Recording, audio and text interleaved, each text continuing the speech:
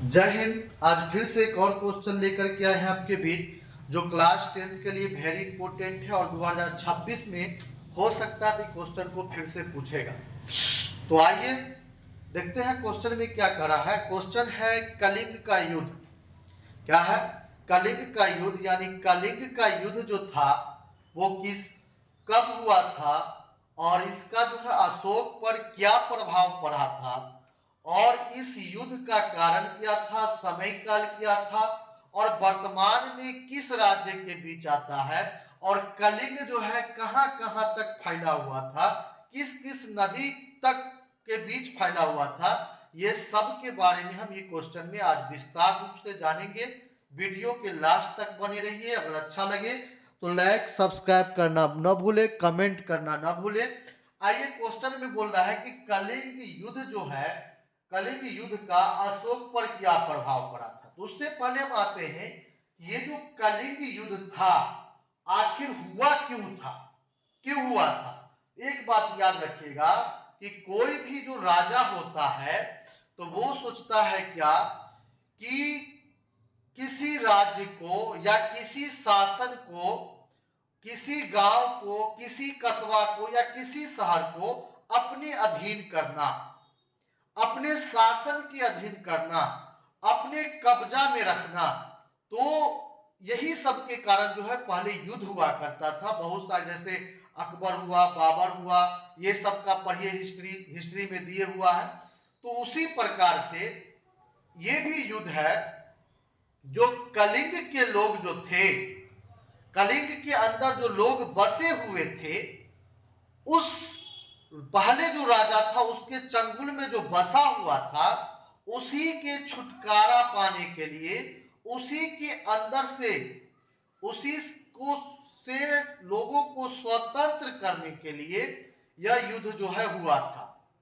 अब देखेंगे कि अशोक यह युद्ध किया क्यों था। तो इसलिए किया था, अशोक का साम्राज्य विस्तार की इच्छा कलिंग के सामरिक और व्यापारिक महत्व, कलिंग का स्वतंत्र रहने के कारण हुआ था।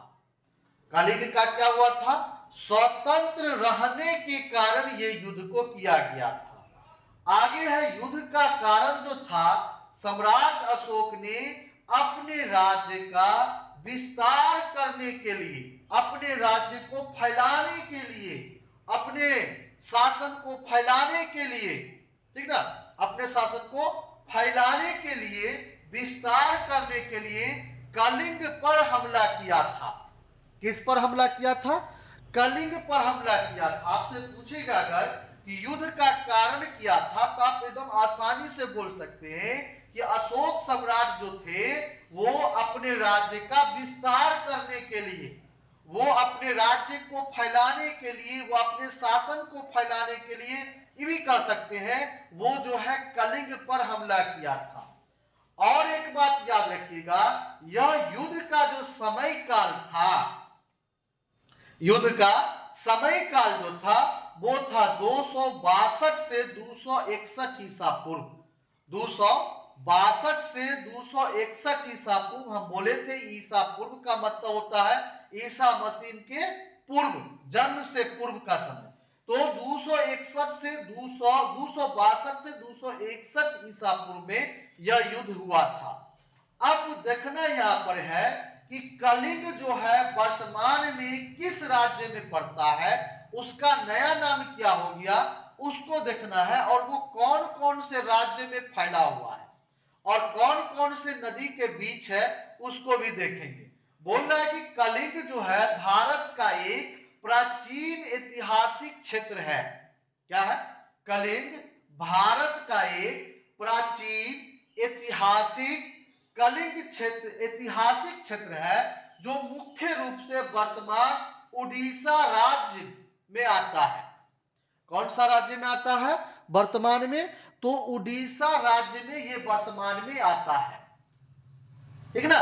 आप बोल रहा है कि उड़ीसा राज्य और उत्तरी भारत यानी उत्तरी आंध्र प्रदेश के कुछ हिस्सों में फैला हुआ है। यानी आंध्र प्रदेश वर्तमान में उड़ीसा राज्य और उत्तरी आंध्र प्रदेश के कुछ हिस्सों में फैला हुआ है। जिसमें आपका छत्तीसगढ़ है, मध्य प्रदेश है, इसके कुछ इलाके इसमें शामिल है।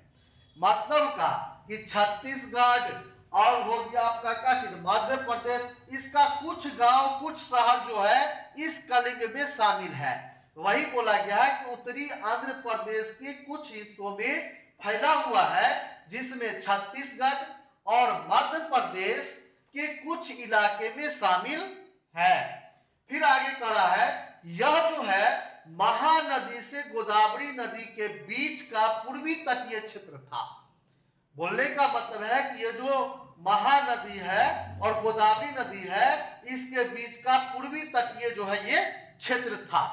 तो आपने यहां पर जाना, अगर आपसे पूछेगा कि कलिंग का वर्तमान में नाम क्या है, तो आप बोलिएगा कि यह कलिंग जो है किस राज्य में पड़ता है, उड़ीसा में पड़ता है। इसका कुछ भाग जो है आंध्र प्रदेश में है, कुछ हिस्सा जो है क्या है छत्तीसगढ़ और मध्य प्रदेश के कुछ इलाके शामिल हैं। लेकिन याद रखिएगा अभी जो कलिंग का वर्तमान नाम है वो है आपका उड़ीसा।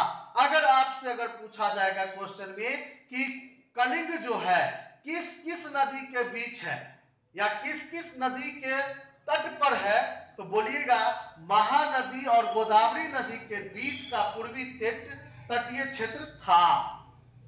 अब देखना यहां पर यह है कि कलिंग युद्ध का अशोक पर क्या प्रभाव पड़ा। बड़ी इंपोर्टेंट क्वेश्चन है, कई बार जो ये क्वेश्चन को एग्जाम में पूछा है। याद रखिएगा ये जो कलिंग युद्ध हुआ था, यहीं से जो इस युद्ध के बाद जो है अशोक ने अपने धर्म को भी परिवर्तन कर लिया था और बौद्ध धर्म को अपना लिया था।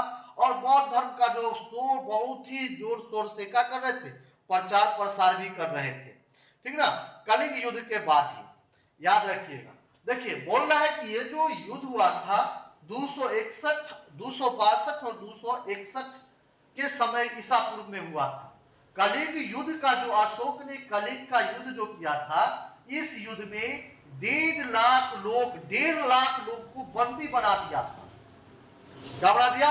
1.5 लाख लोग को बंदी बना दिया। और लगभग 1 लाख से अधिक लोग या 1 लाख से अधिक, लगभग 1 लाख से अधिक लोग जो है इस युद्ध में मारे गए थे। कलिंग का जो युद्ध हुआ था, जिस स्थान पर जिस जगह पर हुआ था, खूनों का बौछार लगा हुआ था, ठीक ना, बहुत सारा खून को बौछार। इसी को देखते हुए, इस भीषण नरसंहार को देखते हुए, इस भीषण मनुष्य को उसमें देखा, अशोक ने देखा कि उसमें जवान भी है, बूढ़ा भी है, बच्चा भी है, महिलाएं भी है, सभी जो है मरा पड़ा हुआ है। तो इसी भीषण नरसंहार को देखकर अशोक का हृदय जो द्रवित हो गया। द्रवित का मतलब क्या होता है? द्रवित मतलब का हृदय जो उसका पिघल गया, हृदय द्रवित हो गया।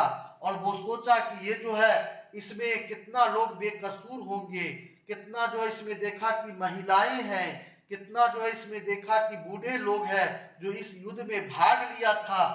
तो द्रवित हो गया। और इस युद्ध के बाद अशोक ने अस्त्र शस्त्र को छोड़ दिया।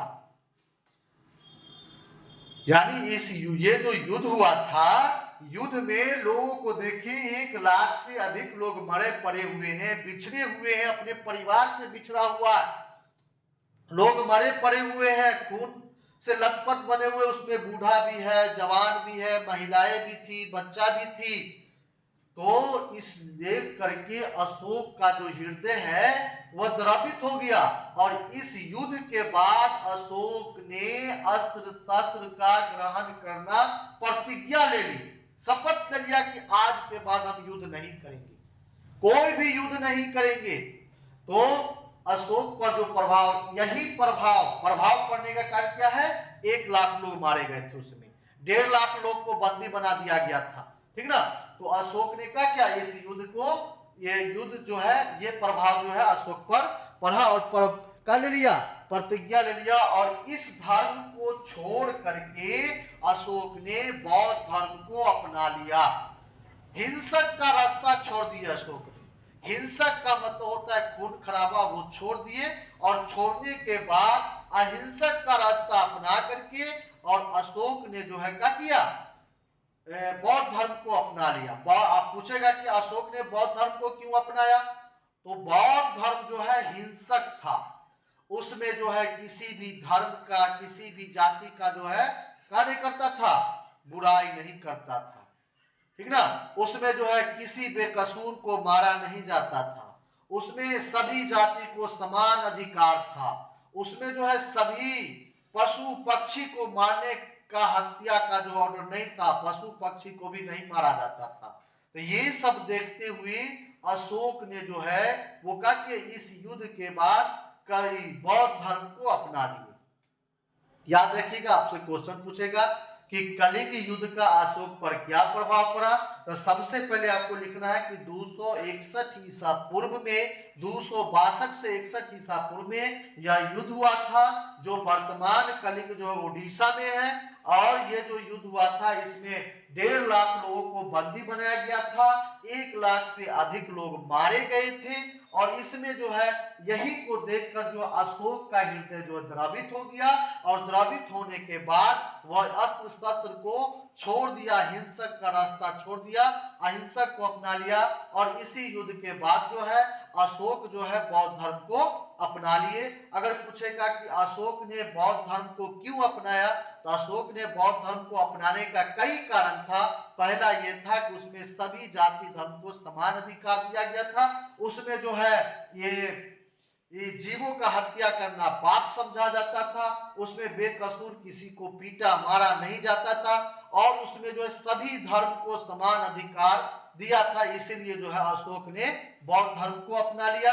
यह युद्ध जो है क्यों हुआ था बुआरे, तो यह युद्ध के होने का कारण था सम्राट अशोक ने अपने राज्य का विस्तार करना चाहता था, अपने राज्य को और फैलाना चाहता था, अपने शासन को और फैलाना चाहता था। इसी के कारण जो है यह युद्ध जो है कलिंग पर जो है अशोक ने हमला किया था। अगर आपसे पूछेगा कि वर्तमान में कौन सा राज्य में पड़ता है, तो वह जो है उड़ीसा राज्य में है। कौन कौन से नदी के तटीय क्षेत्र है, तो वो है महानदी, गोदावरी नदी के बीच का पूर्वी तटीय क्षेत्र शामिल है। तो अगर वीडियो अच्छा लगे तो वीडियो को लाइक सब्सक्राइब करें, फेसबुक पर देख रहे हैं तो फेसबुक पेज को फॉलो करें। Thank you.